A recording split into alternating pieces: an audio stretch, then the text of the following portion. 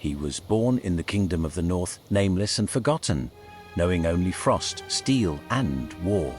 The wars across the frozen tundra lasted for generations, and he was one of the countless warriors forged within them. Warhammers shattered beneath his strength. Spears pierced through shield walls in his hands. Whenever an arrow left his bowstring, another enemy fell to the snow. People said he was born for slaughter, that his hands were destined to be stained with blood. They were right. And then, fate turned against him. On the battlefield, he collapsed into a pool of blood. The one who struck him down was not an enemy, but the king he had sworn loyalty to. The man upon the throne saw the warrior's growing strength. He saw a future where this young soldier would one day stand above him. So the king chose betrayal. A blade fell from behind, and the nameless warrior drew his final breath beneath the weight of treachery. But he did not die. Broken and barely alive, he dragged himself into a cavern deep beneath the mountains. Through darkness and shattered stone, he stumbled into a forgotten sanctuary. At the center of the temple stood only one thing: a colossal tomb covered in ancient seals and buried within eternal silence. This was from an age when gods still walked among mortals, and within that tomb slept the embodiment of curses itself.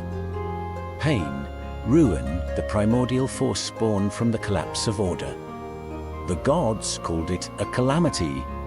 Mortals feared it as the end of all things. Its name was Maledictus. Even its own brothers feared its existence. Together, they sealed it away beneath the world, where no light would ever reach it again. As the dying warrior lay before the tomb, he heard a whisper. Leave. Take revenge. But in exchange, you will become me. He had no path left to walk, so the warrior raised his spear and shattered the seal.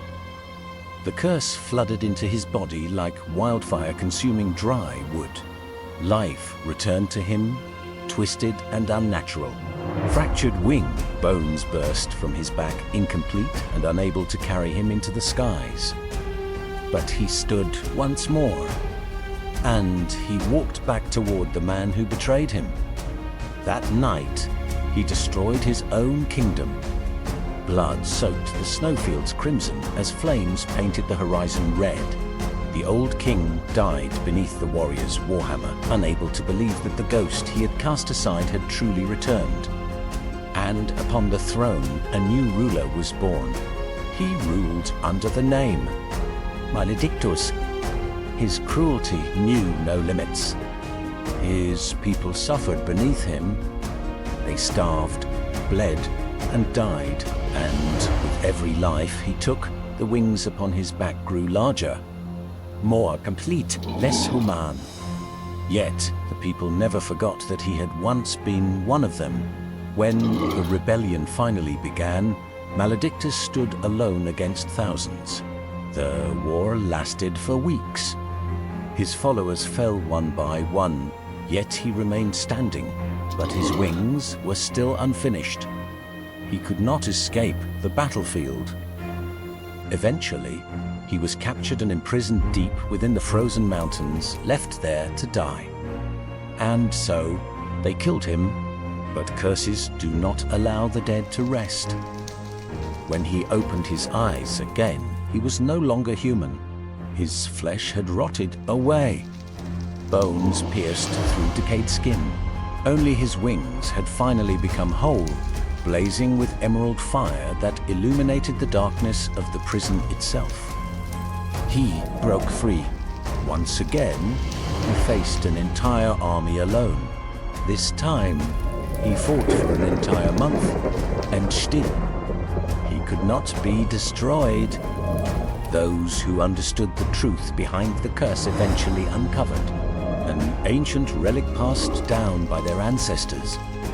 A diamond-forged greatsword, blessed by 5 archmages. and engraved with the one enchantment capable of harming the undead. Smite.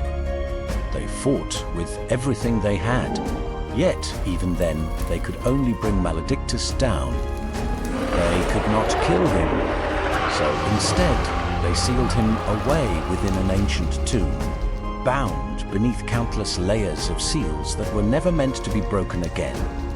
But the warriors who fought him did not escape untouched. The curse clung to them like rot upon bone. Neither alive nor dead, they became hollow, decaying husks condemned to stand eternal watch before the tomb, forever staring at the gate they sealed with their own hands.